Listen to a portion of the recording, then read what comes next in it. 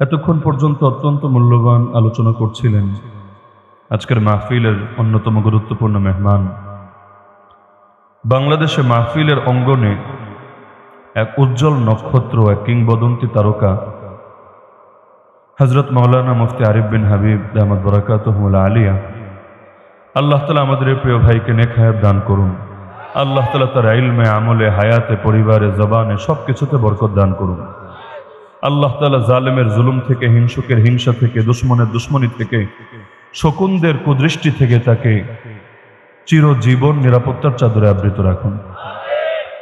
মাঠে ময়দানে এরকম আরো কিছু মানুষ যদি ব্যাপকভাবে তৈরি হয়ে যেত, তাহলে বাংলাদেশে এই মাহফিলের অঙ্গন থেকে অন্তত ভিত্তিহীন, জাল, আজিব, গারিব, কল্পকাহিনী, কেচ্ছা, অলিক বিশ্বাসের চর্চা একেবারেই চিরতরে বন্ধ হয়ে যেত। ইলমি কথাগুলোকে কিভাবে সাধারণ মানুষের উপযোগী করে, সহজ সরল করে উপস্থাপন করা যায়, যেন এক একটা মাহফিল না এক একটা ইলমের ক্লাস।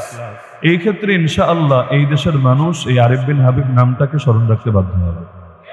তো দোয়া করি আল্লাহ তাআলা তার জবান থেকে গোটা দেশের মানুষকে উপকৃত হওয়ার তৌফিক দান করুন। আপনারা তো কুমিল্লার মানুষ হিসাবে আপনাদের সৌভাগ্য, খুব সহজে আপনারা ঘরের সন্তানকে পাশে পেয়ে যান। ঢাকায় থাকেন হিসাবে ঢাকা, নারায়ণগঞ্জ, গাজীপুরের মানুষেরও সৌভাগ্য অতি অল্প সময়ে তাকে পেয়ে যায়। গত 2-3 মাসে আমাদের সিলেট বিভাগে না হলেও 200-400 মানুষ আমাকে অনুরোধ, মানুষ বলতে সাধারণ মানুষ না, কোন মাদ্রাসার মুহতামিম, বড় বড় আলেম ওলামারা অনুরোধ করেছেন যে হুজুর দেখেন কোনোভাবে মাওলানা আরিফ বিন হাবিবকে একটা সিস্টেম করে এনে দিতে পারেন কিনা। আমি বললাম আমি যতটুকু জানি তিনি তো দূরের সফরে যান না, শারীরিক সমস্যার কারণে এবং আরো বিভিন্ন ব্যস্ততার কারণে দূরের সফর এড়িয়ে চলেন। তারপরও সবাই অনুরোধ করতে থাকে দেখেন না কোনোভাবে পারেন কিনা। তো সেই হিসাবে আপনাদের তো আসলে সৌভাগ্য, একেবারে গ্রাম বলেন, শহর বলেন, একেবারে চিপাচাপা বলেন আর বিশাল ময়দান বলেন, সব জায়গায় অতি সহজে তাকে পেয়ে যান। তো দাঁত থাকতে দাঁতের কদর করা দরকার। দাঁত যদি পড়ে যায় এরপর আফসোস করে কোনো লাভ হয় না।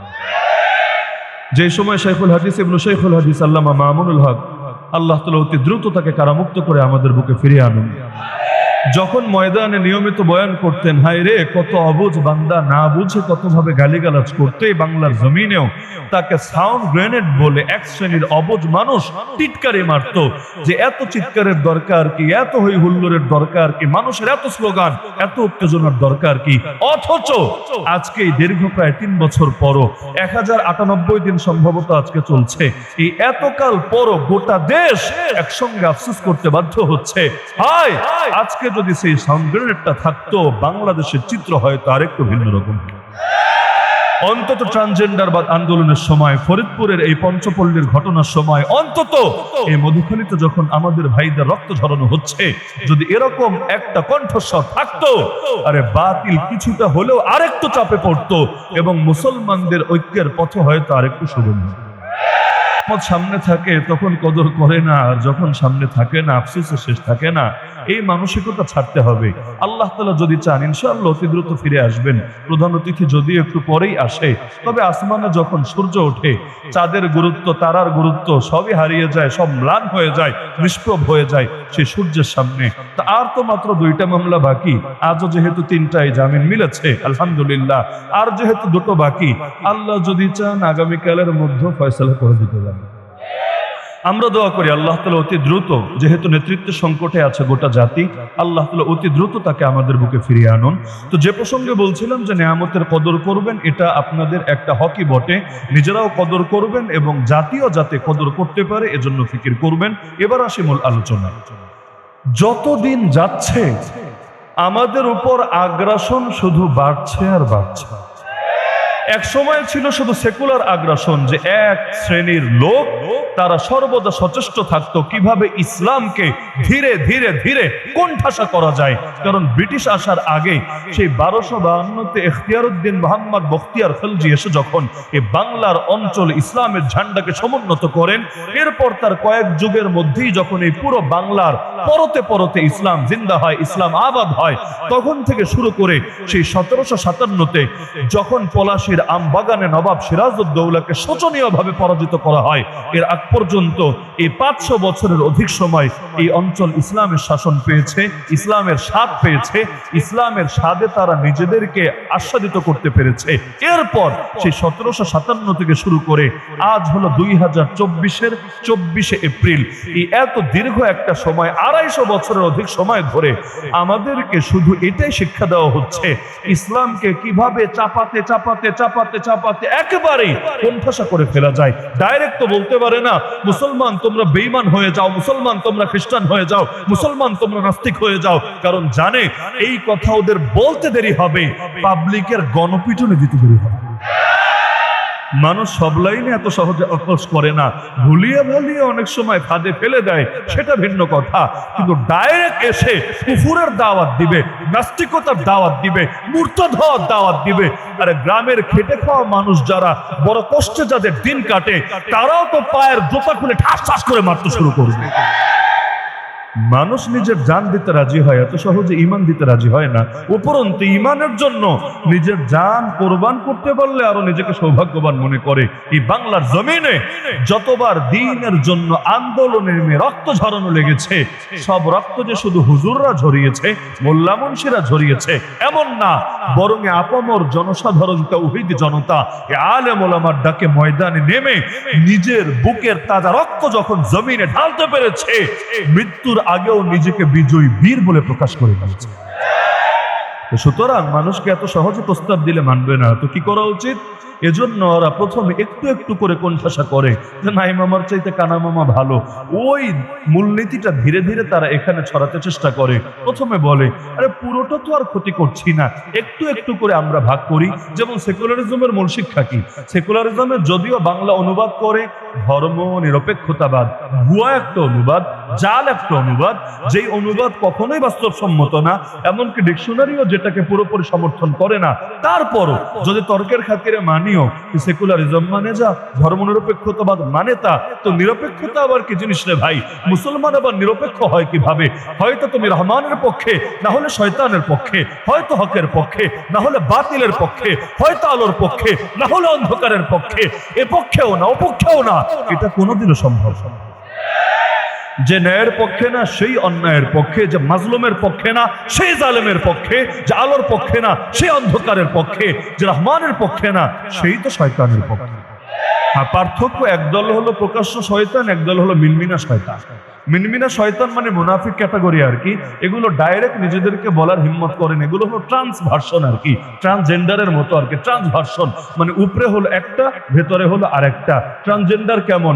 উপরে দেখতে ছেলে, ছেলের সব অঙ্গ প্রত্যঙ্গ সব কিছু তার ঠিকও আছে, মনে মনে হয়ে আছে মেয়ে, এদেরও অবস্থা এরকম। উপর দিয়ে তো দেখতে সেই রকম পাক্কা মুসলমান, ভেতরে ভেতরে পুরাই কাফেরের একটা কাটটা কাফেরে পরিণত হয়ে আছে। এই যে ভার্সনটা, ওই ঘোড়ার গাধা যদি মিলন করে, তাহলে ওদের সংসার আলোকিত করে, ওদের পরিবার আলোকিত করে যে ফুটফুটে সন্তানটা দুনিয়ার বুকে আসে, ওটা না ঘোড়া হয় না গাধা হয়, বরং দুটোর সংমিশ্রণে ওটা কি হয়? খচ্চর। খাচ্চর বললেন না, খাচ্চর আবার গালি। খচ্চর আরবিতে বলে বাগলুন, বাংলায় বলে খচ্চর। তার মানে কি? যে বাপ হলো এক ক্যাটাগরি, মা হলো আর এক ক্যাটাগরি, দুইটার মিশ্রণে ঘটে গেছে এটা 3 নাম্বার আর এক ক্যাটাগরি। তো ব্রিটিশ যখন এসেছিল, ব্রিটিশ হলো এক ক্যাটাগরি, ওই সময় অঞ্চলের বাসিন্দা যারা ছিল, তখন তো আর বাংলাদেশ, পাকিস্তান, ইন্ডিয়া আলাদা আলাদা রাষ্ট্র ছিল না, এই পুরো হিন্দুস্তানের জমিনে যারা ছিল এরা হলো আর এক ক্যাটাগরি। তো এই ব্রিটিশের সঙ্গে এই অঞ্চলের যাদের আদর্শিক সঙ্গম হয়েছে, এই শব্দ দিয়েই বলি, ব্রিটিশের সাথে অঞ্চলের যাদের আদর্শিক সঙ্গম হয়েছে, ওখান থেকে যেই বাচ্চাগুলো পয়দা হয়েছে, এগুলো হলো এই শ্রেণীর মুনাফিক। এরা না হতে পেরেছে খাঁটি মুসলিম, না হতে পেরেছে খাঁটি কাফের, না একুল না উকুল, দুটোর মাঝামাঝি ভার্সনে পরিণত হয়েছে। আমি যদি একজনকে জিজ্ঞাসা করি তুমি কি, সে বললো আমি পুরুষ। আরেকজনকে জিজ্ঞাসা করলাম তুমি কি, সে বললো আমি মহিলা। আরেকজনকে জিজ্ঞাসা করলাম তুমি কি, বলে হুজুর আমি নিরপেক্ষ, আমি এটাও না আমি সেটাও না। এমন যদি হয়, আপনারা তাদেরকে কি বলেন? হ্যাঁ, সবাই জানেন, রাস্তায় মাঝে মধ্যে তালি টালি বাজিয়ে গাড়ি থামিয়ে টাকা পয়সাও কালেকশন করে তারা। তো এই যে শ্রেণীটা আমাদের মধ্যে যারা নিজেদেরকে বলে ধর্ম নিরপেক্ষ, তার মানে ও ধর্মের পক্ষেও না আবার ধর্মের দুশ্মনও না, আমার দৃষ্টিতে এরা হলো হিজড়া। তবে এরা ওই লিঙ্গগত ভাবে হিজরা না, এরা হলো আদর্শিক হিজরা, আদর্শিক ভাবে এরা হিজরা। না হলে তুমি আবার নিরপেক্ষ হবা কিভাবে? তুমি আগে ক্লিয়ার করো ইসলাম পরিপূর্ণ দিন কিনা, আল্লাহ সব ক্ষেত্রে শিক্ষা দিয়েছেন কিনা। যদি বলো হ্যাঁ, তাহলে তুমি পক্ষে আসবা না কোন দুঃখে? আর যদি পক্ষে তুমি নাই আসো, নিজেকে মুসলমান বলে পরিচয় দাও কোন দুঃখে? আর যদি বলো পক্ষে না, তাহলে ডাইরেক্ট বলে দাও তুমি মুসলমানই না, তুমি কাফের হয়ে গেল। ডাইরেক্টও বলবা না, আবার পক্ষেও আসবা না, এটাকেই তো ভণ্ডামি বলে। সেকুলার আগ্রাসন এসে আমাদেরকে এটা শিখিয়েছে যে রাষ্ট্র থাকবে রাষ্ট্রের জায়গায়, ধর্ম থাকবে ধর্মের জায়গায়। মূল সবক কিন্তু এটা দিয়ে শুরু হয়েছিল, ফাসলুদ্দীন আনি দাওলা, রাষ্ট্র থেকে ধর্মকে আলাদা করো। তা আমাকে শুধু এটা বুঝান যে ধর্মের জায়গা কোনটা আর রাষ্ট্রের জায়গা কোনটা। বলবেন হুজুর রাষ্ট্রের জায়গা চেনেন না? এই যে কাঁটাতারের বেড়ার মধ্যে আমাদের যে বর্ডার, যে এরিয়া, এই পুরোটাই হলো রাষ্ট্রের জায়গা। বুঝলাম, তো এবার বল ধর্মের জায়গা কোনটা? হুজুর মসজিদ, হুজুর মাদ্রাসা। আরে ভাই, এটা তোমার নীতি দ্বারাও সাব্যস্ত হবে না, আমার নীতি দ্বারাও সাব্যস্ত হবে না। তোমার রুচিও রাখো, আমার রুচিও রাখি। আগে তুমি দেখাও কথাগুলো কোরআন সুন্নাহ সম্মত কিনা। যদি কোরআন সুন্নাহ সম্মত হয় আর সেটাকে কেউ উগ্রবাদ বলে, জঙ্গিবাদ বলে, মৌলবাদ বলে, সাম্প্রদায়িক উস্কানিদাতা বলে, আল্লাহর কসম সে বেঈমান, কাফের, মুরতাদ হয়ে যায়। তো কথা কোরআন সুন্নাহ সম্মত হলে তোমারে গালি দেওয়ার অধিকার দিয়েছে কে? আর যদি কোরআন সুন্নাহ সম্মত না হয়, এটা উগ্রবাদ না হলেও ভুল, মৌলবাদ না হলেও ভুল, সাম্প্রদায়িকতা না হলেও ভুল, সেটার বিরুদ্ধে প্রতিবাদ করা লাগবেই লাগবে। এবং এটা শুধু তোমাদের দায়িত্ব না, অন্যান্য আলেমদেরও দায়িত্ব বটে। আরে একই লেবাস পরেছি বলে আমাদেরকে এটা শেখানো হয় নাই যে কেউ যদি অকাট্য ভুলও করে তবুও দালালি করবা, স্বজনপ্রীতি করবা, চুপচাপ চেপে যাবা, এটা ওদের আদর্শ হতে পারে, আমাদের আদর্শ না। এই যে পঞ্চপল্লীতে আমাদের 3 ভাইকে শহীদ করা হলো, এরপর এটাকে কেন্দ্র করে যে আন্দোলন হলো, সে আন্দোলনেও গুলি চালিয়ে শহীদ করা হলো। ওই ধর্মের মধ্যে একজন লোকে কি এর বিরুদ্ধে কোনো বিবৃতি দিয়েছে? কোন সময় নাকি সবাই খারাপ হয় না? মানলাম সবাই খারাপ হয় না। একটা লোক কি নাই যে ইনসাফের পরিচয় দেবে? একটা লোক কি নাই যে নিজেকে উদার বলে পরিচয় দেবে? কেন, তাদেরও তো কত সংগঠন আছে, তাদেরও তো কোনো দল আছে, তাদেরও তো কত ব্যক্তিত্ব আছে। আরে দাঁড়িয়ে বলুক না, অপরাধী সবচাইতে বড় পরিচয় সে অপরাধী। সে কোন দলের, সে কোন মতের, সে কোন ধারার, এগুলো মুখ্য না। অপরাধী অপরাধী। সুতরাং তাকে আমরাই চিহ্নিত করে দিচ্ছি, আমরাই তোমাদের কাছে উপস্থাপন করছি। এরপর দেশে আইন আছে, আদালত আছে, তার সুষ্ঠু বিচার হোক, আমাদের কোনো আপত্তি নাই। এরকম কোন দৃষ্টি আপনাদের পড়েছে যে এরকম কেউ বলেছে পড়েছে? এটা পড়ে নাই, উল্টোটা ঠিকই পড়েছে যে কেউ উল্লাস করছে, বুনো উল্লাস। যাক, মৌলবাদীদের একটা শিক্ষা হচ্ছে আগামীতেও মোল্লাদের কেমন সাইজের উপর রাখতে হবে। এমনকি যে উস্কানির কারণে রাজশাহী থেকে ওই দলের কেন্দ্রীয় এক নেতাকে পর্যন্ত গ্রেফতার করতে তারাই বাধ্য হয়েছে। তার মানে কি বুঝলেন? ইনসাফের দাবি তো এটাই ছিল। কেন আমাদের লেবাস পরেও কেউ যদি উল্টা পাল্টা করে, আমরা তার বিরুদ্ধে প্রতিবাদ করাকে ফরজ দায়িত্ব মনে করি? কোন মাস এমন যেই মাসে এরকম লেবাসধারীদের বিরুদ্ধে আমাদের প্রতিবাদ করা লাগে না? কি আমরা করি না? নিয়মিত করি না? যে লেবাস একটা লাগালেই কি তোমার জন্য সব বৈধ হবে? যে লেবাস লাগিয়েছো দরজা জানালা বন্ধ করে, ঠোঁটে লিপস্টিক লাগিয়ে, মুখে সুন্দর করে মেকআপ করে, জিএফ বিএফ এর উস্কানি দিয়ে দিয়ে সমাজের মধ্যে হারাম রিলেশন রে প্রমোট দিবা, আর বাকিরা বসে বসে তামাশা দেখবে? না রে ভাই, লেবাস তোমায় যাই পরো না কেন, প্রয়োজনে তোমার লেবাস তোমার গা থেকে কেড়ে নিবে। হকের বেলায় আর বাতিল, এই ক্ষেত্রে হক বাতিলের প্রশ্ন যেখানে আসবে সেখানে কোনো কম্প্রোমাইজের কোনো সুযোগ নাই। আমার বাপও যদি হকের বিরুদ্ধে চলে যায়, তার বিরুদ্ধে প্রতিবাদ করতে হবে। এই যে আরিফ বিন হাবিব ভাই আলোচনা করছিলেন, সূরা মুমতাহিনা 4 নম্বর আয়াত থেকে কি শিক্ষাটা দিয়ে গেলেন আপনাদেরকে? এটাই তো যে নিজের বাপের বিরুদ্ধে ইব্রাহিম নবী দাঁড়িয়েছেন, জাতির পিতা এই শিক্ষাই দিয়েছেন। কারণ হকের জন্য সব ছাড়া যায়, কোনো কিছুর জন্য হক ছাড়া যায় না। তো প্রথম সেকুলারিজম এসে আমাদের ইমানকে অর্ধেক বরবাদ করে দিল। এই দেশে বহুত মানুষ আছে যারা নিজেদেরকে মনে করে মুসলমান, আসলে তারা বেঈমান। বলবেন কিভাবে? ইসলামের কোন একটা বিধানও যদি কেউ অস্বীকার করে, সে মুসলমান থাকে না। সেটা ব্যক্তি জীবনের হোক, পারিবারিক জীবনের হোক, সমাজের হোক, রাষ্ট্রের হোক। এই দেশে এমন লোক একজন দুজন না, হাজার হাজার আছে। আপনি যদি তার সামনে ইসলামী বিচার নিয়ে আলাপ তোলেন, চোরের সাজা এটা, মুরতাদ মানে ধর্মত্যাগী সাজা হলো এটা, ডাকাতের সাজা এটা, ইত্যাদি, এগুলো নিয়ে যদি আপনি আলাপ তোলেন, দেখবেন সে আপনার সঙ্গে খালি দ্বিমতি করছে না, আপনাকে বলবে তুই তো রাষ্ট্রদ্রোহী, তুই তো সংবিধান লঙ্ঘনকারী, তুই তো আইন বিরোধী, তোরে জঙ্গি মামলায় আমি ফাঁসাবো। এমন লোক আছে নাকি নাই? কি পাপটা করেছেন আপনি? আপনি সেই কথাই বলেছেন যেটা আল্লাহ উল্লেখ করেছেন, আপনি সেই বার্তাতেই প্রচার করেছেন যেটা রাসূলুল্লাহ শিক্ষা দিয়েছেন। তা আল্লাহ এবং তার রাসূলের শিক্ষা বলে দিলে যদি কারো ভেতরে আগুন জ্বলে, বুঝতে হবে সে আর মুমিন নাই, ইতিমধ্যে বেঈমান হয়ে গেছে। যেমন জিহাদ আর সন্ত্রাস নিয়ে আমাদের ভাই মুফতি আরিফ বিন হাবিব আলোচনা করছিলেন না? মনে করেন কেউ যদি জিহাদকে সন্ত্রাস বলে, সে তো মুমিন। সে যদি নামাজ পড়ে তাহলেও কাফের, যদি রোজা রাখে তাহলেও, যদি হজ করে তাহলেও। কেন কাদিয়ানীরা নামাজ পড়ে না? হিজবুত তাওহীদরা রোজা রাখে না? যারা বলে কোরআন মানি হাদিস মানি না, ওরাও যাকাত দেয় না? তো এই ইবাদত যতই করুক, আমল করতে করতে যদি কপালে দাগও ফেলে দেয়, কিন্তু ইসলামের ন্যূনতম একটা বিধান, ধরেন মিসওয়াকের মতো সাধারণ কোনো বিধান দিয়েও যদি নাক ছিটকায়, টিটকারি মারে, প্রত্যাখ্যান করে, অস্বীকার করে, দুনিয়ার সব হকপন্থী আলেম একমত, সে আর ইমানদার থাকবে না, বেঈমান হয়ে যাবে। লা ইলাহা ইল্লাল্লাহ মুহাম্মাদুর রাসূলুল্লাহ, এই বাক্য বলার মানে জাস্ট একটা বাক্য মেনে নেওয়া না, জাস্ট একটা শিরোনাম মেনে নেওয়া না, বরং এই বাক্যটা হলো পুরো ইসলামের একটা শিরোনাম। এই বাক্য বলা মানে পুরো ইসলামকে মেনে নেওয়া। এখন যদি লা ইলাহা ইল্লাল্লাহ, লা ইলাহা ইল্লাল্লাহ জিকির করতে করতে মুখে ফেনাও তুলে ফেলে, কিন্তু ইসলামের প্রমাণিত সুপ্রতিষ্ঠিত একটা ন্যূনতম বিধানকেও অস্বীকার করে, সে বেঈমান হয়ে যায়। সুতরাং ফতোয়া ক্লিয়ার। যারা নিজেদেরকে মুসলমান পরিচয় দিয়ে সেকুলারিজমের মূলনীতিতে বিশ্বাস রাখে, তাদেরকে মুসলমান বলতে হবে না বেঈমান বলতে হবে? নিঃসন্দেহে বেঈমান বলতে হবে। তো এক সময় এই সেকুলারিজমের ফিতনা এসে আমাদের অনেকের ঈমানকে হরণ করে নিয়েছে, অনেকের ঈমানকে দুর্বল করে দিয়েছে। ফলাফল কি জানেন? মুসলমান মুসলমানের দুশমনে পরিণত হয়ে গিয়েছে।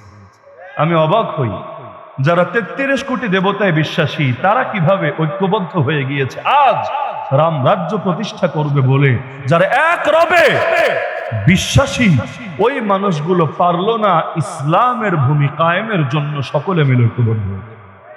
কি বুঝলেন? 33 কোটি দেবতা মানার পর কি সুন্দর ঐক্য, অথচ তারা আপোষে মারপিট করলে যুক্তিতে ধরতো, কিন্তু না, ওরা ঠিকই মৌলিক কিছু বিষয়ে, আমি বলছি না ওদের মধ্যে ইখতিলাফ নাই, শাখাগত ইখতিলাফ ওদেরও আছে, আমাদেরও আছে, দুনিয়ার সবার আছে, এমনকি খ্রিস্টানদের মধ্যেও আছে, নাস্তিকদের মধ্যেও আছে, রাজনৈতিক অরাজনৈতিক সবার মধ্যে আছে। কিন্তু শাখাগত জিনিস কখনোই ঐক্যের কেন্দ্রবিন্দু হয় না। শাখা দিয়ে হবেটা কি? শিকড়ে যদি না থাকে, আমাদের ঐক্য তো হবে শিকড় রক্ষার জন্য। কারণ এই জমিনে এখন যে ইস্যুগুলো আমরা ফেস করছি, যেমন আল আকসাকে রক্ষা করতে হবে, এটা কি শুধু হানাফির দায়িত্ব, শুধু শাফিঈর দায়িত্ব, শুধু মাযহাবের দায়িত্ব, আরে শুধু লামাযহাবের দায়িত্ব?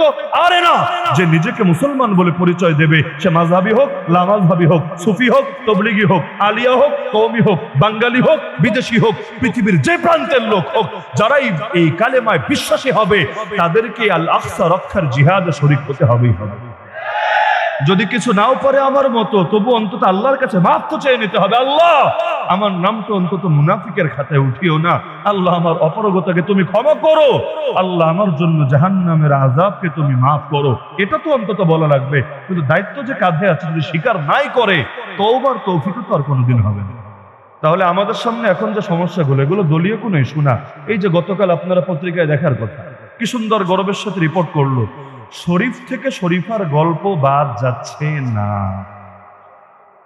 সে জানুয়ারি থেকে গতকাল ছিল 23 এপ্রিল, তাহলে এই দীর্ঘ 4 মাসের আন্দোলনের ফসল। সংবাদ নামে একটা পেপার আছে না, ওখানে রিপোর্ট করেছে যে শরীফ থেকে শরীফার গল্প বাদ যাচ্ছে না। কিসের জন্য? অনেকগুলো কারণ দিয়েছে। এর মধ্যে একটা কারণ হলো যে এই শরীফ থেকে শরীফার গল্পে কোনো সমস্যা আছে কিনা এটা চিহ্নিত করার জন্য তারা একটা কমিটি গঠন করেছিল। ওই কমিটির মধ্যে আমাদের মতো লেবাস পরা হুজুরও ছিল। কে ছিল আমি নাম সহ বলতে পারি, বলার দরকার নেই। তো এখন এই রকম লোক যারা ছিল, সবাই মিলে তারা বলেছে যে এই গল্প পাল্টানো লাগবে না, কয়েকটা শব্দ এদিক সেদিক করে দিলেই চলবে। লাউরে বানায় দিবে কদু, বিফরে বানায় দিবে গরুর গোশত, ফ্রাইসরে বানায় দিবে ভাত, ব্যাস হয়ে গেল, কেচ্ছা খতম, গল্প বাদ যাচ্ছে না। 2 নম্বর এবং মৌলিক কারণ বলেছে, পত্রিকায় নাম দেয় না যে কোন কোন কর্মকর্তা, মন্ত্রণালয়ের কোন কোন ব্যক্তি এটা ঘোষণা দিয়েছে, নাম প্রকাশ না করে তারা রিপোর্টটা করেছে যে এটার উপরে আপত্তি তো দেখি শুধু হেফাজতি হুজুররা তুলেছে, অথচ এটা কওমি মাদ্রাসায় ঢোকানো হয় নাই, আলিয়া মাদ্রাসায় ঢোকানো হয়েছে। আলিয়া মাদ্রাসা সিলেবাস আলাদা, কওমি মাদ্রাসা সিলেবাস আলাদা। তো জারবিয়াতের খবর নাই, পাড়াপড়শির ঘুম নাই। তারা লিখেছে আলিয়ার হুজুররা এই গল্পের মধ্যে কোনো সমস্যা খুঁজে পাচ্ছে না। সন্দেহ থাকলে আপনারা পত্রিকা ঘেটে দেখেন যে হুবহু এই বাক্য আছে কিনা, যে আলিয়া মাদ্রাসার শিক্ষকরা এর মধ্যে কোনো সমস্যা খুঁজে পাচ্ছে না, তা আপত্তি, পুস্তকের অসঙ্গতি, এগুলো নিয়ে প্রতিবাদ করা শুধু আমাদের দায়িত্ব না। হ্যাঁ, তোমার ঘরে যদি আগুন লাগে, নৈতিক দায়িত্ব হিসাবে আমিও ছুটে যাব আগুন নিভাতে, কিন্তু যার ঘরে আগুন লেগেছে তাকে তো আগে জাগতে হবে, আগে সচেতন হতে হবে। আরে তুমি আলিয়া মাদ্রাসায় শিক্ষকতা করো, তাতে কি? তুমি যদি প্রতিবাদ করো সর্বোচ্চ কি হবে? জবাবদিহির আওতায় পড়বা। আরে পড়ো না। আরে তোমার চাকরি চলে যাবে, আরে যাক না। আরে তোমার প্রমোশন আটকে যাবে, আরে যাক প্রমোশন আটকে, তাতে কি হয়েছে? সর্বোচ্চ জেলের ভাত খাওয়া লাগবে, সমস্যা নাই। কাশিমপুরে জেলের ভাত আমরাও খেয়েছি, একসঙ্গে মিলে ভাগ বাটোয়ারা করে খেয়ে নেব, এতে কি এমন লস হয়ে গিয়েছে? কিন্তু এই যে নিজের চাকরি টিকানোর জন্য, প্রমোশন নিশ্চিত করার জন্য, জবাবদিহি থেকে বাঁচার জন্য, নিরাপত্তাহীনতা থেকে রক্ষার জন্য গোটা একটা প্রজন্মের ঈমানকেই হুমকির মুখে ফেলে দিলা। আরে আগামী দিন রবের সামনে দাঁড়াবা কোন মুখে? আলিয়ার কি কওমিয়া এটা বিষয় না, কিন্তু বিষয় হলো আদর্শের পক্ষে যে লড়াই করতে জানে না, সে নিজেকে কোন মুখে নবীর ওয়ারিস বলে পরিচয় দেয়, তার কি লজ্জা লাগে না? আল্লাহ নবীর জীবনের এমন একটা দিন দেখেন যেই দিন তিনি বাতিলের সঙ্গে আপোষ করে নিয়েছিলেন, মার খাওয়া লাগতে পারে এই আশঙ্কার কারণে হকের কথাকে গোপন করেছিলেন। একটা দিন পারলেন আমাকে দেখেন। মক্কার যুগে জিহাদ তো ছিল না, আলোচনা তো শুনলেন, খেলাফত ছিল না, ইসলামী বিচার ছিল না, নবীর বাহিনী ছিল না, রাষ্ট্রীয় ক্ষমতা, প্রশাসনিক ক্ষমতা কিচ্ছু ছিল না। কিন্তু এই মক্কার জীবনেও আল্লাহ নবী হক বলেন নাই, গোপন করেছেন। তাগুতের বিরুদ্ধে তিনি দুর্বার আন্দোলন, প্রতিবাদ গড়ে তুলেন নাই, তিনি নিজের জবানকে সংকুচিত রেখেছেন। এমন কোন প্রমাণে আসমানের নিচে জমিনের উপরে কোনো বাপের বেটা দেখাতে পারবে? মার সয়ে নেওয়া যায়, কিন্তু হক তো ছেড়ে দেওয়া যায় না। কারণ আগেই বলেছি, হকের জন্য সব ছাড়া যায়, কোনো কিছুর জন্য হক ছাড়া যায় না। কেন? হুজুর বাদ দেন, সাধারণ মানুষই, যেমন আসিফ মাহতাব উৎস ছাড়, সবাই তো এখন সারা দেশ তাকে চেনে। এই যে স্যাক্রিফাইসটা তাকে করতে হলো আদর্শের জন্য, শরীফ শরীফার গল্পের জন্যই আল্লাহর বান্দা চাকরি হারিয়েছে। আপনি বলেন, 1000 বছর চাকরি করে যা পেত এর চাইতে বেশি কিছু ইতিমধ্যে পেয়েছে কিনা? এই যে মানুষের দিলের ভালোবাসা, এই যে লক্ষ কোটি মানুষের দিল নিঃসৃত দোয়া, এর চাইতে দামি অর্জন একজন শিক্ষকের জীবনে কি হতে পারে? তাহলে চাকরি হারালে কি রে ভাই? এই যে আমাদের হুজুররা জেল খেটে এসেছে, লসটা কোথায় হয়েছে আমাকে বলেন।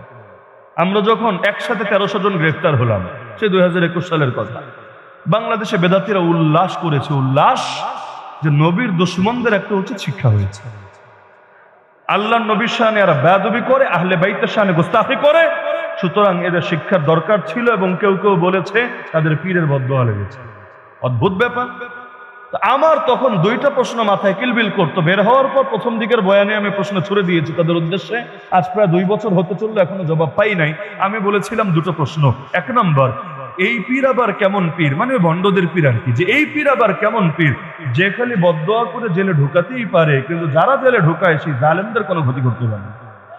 মানে যেই পীরের বদদোয়া খালি এক লাইনে চলে, আর এক লাইনে চলে না, খালি নিরীহ অসহায় হুজুরদেরকে বদদোয়া দিয়ে দিয়ে জেলের ভাত খাওয়াতে পারে, কিন্তু যারা সবকিছুকে মগের মূল্যক বানিয়ে রাখে ওদের একটা চুলো বাঁকে করতে পারে না। তো এইরকম পীরদের বদদোয়া নিয়ে তো নতুন করে পিএইচডি করা উচিত।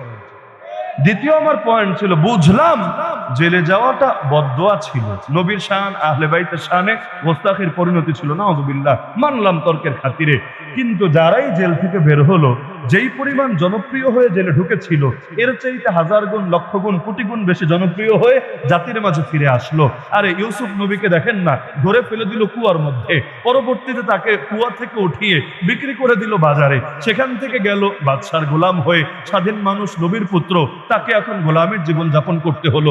অবশেষে কুপ্রস্তাব দেওয়া হলো, রাজি হলেন না। তো যেই পাপ করলেন না ওই পাপের অপবাদ কাঁধে নিয়ে জেলে গেলেন। এরপর সেই জেল থেকে বের হয়ে 1 লাখ অর্থমন্ত্রী হয়ে গেলেন। আপনি এবার হিসাব মিলান, দুনিয়ার লোকে দেখছে ইউসুফকে ধরে কুয়ার মধ্যে ফেলে দেওয়া হচ্ছে, মনে হয় জানেই বাচ্চাটা মরে যাবে, কিন্তু বাস্তবে তারা কুয়ায় ফেলছে না, তারা তাকে ধরে মিশরের প্রেসিডেন্ট বানিয়ে দিচ্ছে। বলবেন কিভাবে? না হলে তার বাড়ি ফিলিস্তিনের কেনান। কোথায় ফিলিস্তিন, কোথায় হলো মিশর? আরে ফিলিস্তিনের কেনানে তিনি যদি স্বাভাবিকভাবে বড় হন কি হবেন? একজন মেম্বার, একজন চেয়ারম্যান, একজন এমপি, একজন মেয়র, আরে কতটুকুই হবেন? সর্বোচ্চ ফিলিস্তিনের রাজা, এটাই তো স্বাভাবিক কথা। তাহলে ফিলিস্তিন কই, মিশর কই? মিশরে তার আত্মীয় নাই, মিশরে তার বাপদাদা নাই, মিশরে তার ঘরবাড়ি নাই, কিছুই তো নাই। কিন্তু আল্লাহর বান্দার জন্য আল্লাহ কপালে লিখে রেখেছেন তিনি মিশরের বাদশা হবেন। তো যদি তাকে ধরে কুয়ায় না ফেলতো তিনি মিশরের বাদশা কিভাবে হতো? وجعلناهم أئمة يهدون بأمرنا لما صبروا وكانوا بآياتنا يوقنون। রবের কোরআন বলছে আমি তাদেরকে নেতা বানিয়ে দিয়েছি, ইমাম বানিয়ে দিয়েছি, খলিফা বানিয়ে দিয়েছি তখন যখন তারা দুটো গুণের পরিচয় দিয়েছে। এক নম্বর গুণ হলো সবরের পরিচয় দিয়েছে, মন ভাঙে নাই, আল্লাহর ব্যাপারে নিরাশ হয় নাই, কারণ ওয়ামাকারু ওয়ামাকারাল্লাহ আল্লাহু খায়রুল মাকিরিন। দুনিয়ার দুই পয়সার লোকেরা করে ষড়যন্ত্র, আল্লাহ করেন কৌশল, আর আল্লাহর কৌশল সর্বোত্তম কৌশল। আল্লাহর কৌশল যখন আসে বাতিলের ষড়যন্ত্র টিকতে পারে না এক মুহূর্তের জন্যও। তো এখন আল্লাহ বলেন যখন বান্দারা সবরের পরিচয় দিয়েছে আর চূড়ান্ত বিপদে পড়েও আমার আয়াতের উপর ঈমান আর ইয়াকিন রেখেছে, আমি আল্লাহ ফলস্বরূপ তাদেরকে জাতির নেতা বানিয়ে দিয়েছি।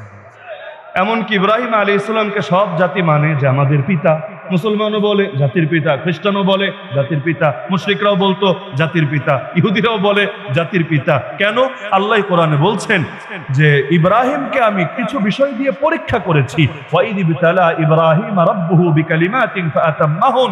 সবগুলো পরীক্ষায় তিনি চূড়ান্তভাবে পাশ করেছেন। ফলাফল আল্লাহ বলেন ক্বালা ইন্নী জাইলুকা লিন-নাসি ইমামা। পরীক্ষায় যেহেতু পাশ করেছো, সুতরাং ইব্রাহিম আমি তোমাকে সমগ্র বিশ্বের মানুষের ইমাম মানে নেতা বানিয়ে দেব। তো মায়ের খাওয়া ছাড়া নেতা হওয়া যায়? জেলে যাওয়া ছাড়া নেতা হওয়া যায়? সবর করা ছাড়া নেতা হওয়া যায়? আমাদের নবী 3 বছরের অধিক সময় জেল খাটেন নাই, তাও আধুনিক জেলের মতো জেল না, আমাদের জেলে তো ক্যান্টিনও আছে। আর আল্লাহ নবীর জেলে তো খাবারও দেয় নাই, গাছের পাতা খেতে খেতে মাড়িগুলো ছুলে গিয়েছে, এমনকি সাহাবীদের মল ছাগলের মলের মতো হয়ে গিয়েছে। কষ্ট তো করেছেন, কষ্টের ফলও তো পেয়েছেন। বীজ লাগালেন মক্কায়, গাছ উঠলো মদিনায়। যেই মদিনায় নবী ইতিপূর্বে কোনোদিন দাওয়াত নিয়েও ডাইরেক্ট যান নাই, আরে জিহাদ পরে নবী ইতিপূর্বে মক্কায় দাওয়াতি মিশন নিয়েও নিজে যান নাই, কিন্তু যখন গেলেন ডাইরেক্ট আল্লাহ তাকে মুমিনদের নেতা, শুধু মুমিন না, মদিনায় যে ইহুদিরা ছিল, যত গোত্র ছিল, আল্লাহ সকলের নেতা আর ইসলামের প্রথম রাষ্ট্র বানিয়ে দিল। তাহলে কোরবানি ছাড়া হয় নাকি কিছু? মিটা দো আপনি হস্তি কো अगर कुछ मर्तबा चाहो कि दाना खाक में मिलकर गुलो गुलजार होता है। এজন্যই প্রসিদ্ধ কবিতা আছে, ইসলাম জিন্দা होता है हर কারবালা के बाद। কারণ কারবালার প্রান্তরে দেখা যায় হুসাইনের রক্ত ঝরছে, বাহ্যিকভাবে কাফেলা থেমে যাচ্ছে, কিন্তু না, শহীদের রক্ত কখনো বৃথা যায় না। যেই জমিনে শহীদের খুন ঝরে ওই জমিন একদিন না একদিন ইসলামের ফুল ফোটাই ফোটে। সুতরাং বাংলার জমিনে আমাদের ভাইয়েরা শাহাদাতের নজরানা ইতিপূর্বেও দিয়েছে, এখনো দিচ্ছে। আল্লাহ আমার মতো পাপীকে এখনো কবুল করে নাই, যে সৌভাগ্যবানদেরকে আল্লাহ তাআলা শহীদ হওয়ার মর্যাদা ঠিকই দান করেছে। ভাববা না হিন্দুত্ববাদীরা, ভাববা না নাস্তিক্যবাদীরা, ভাববা না সেকুলার অপশক্তিরা, ভাববা না তাগুত আর বাতিলরা এই শাহাদাতের রক্তগুলো এমনি বৃথা যাবে। আরে এই মাটিতে শহীদের রক্ত যখন পড়েছে, আল্লাহ সাক্ষী, অতীতের মতো এই মাটিতেও অতি শীঘ্রই ইসলাম জিন্দা হবেই হবে, কেউ পারবে না ইসলামের বিজয় ঠেকিয়ে রাখতে।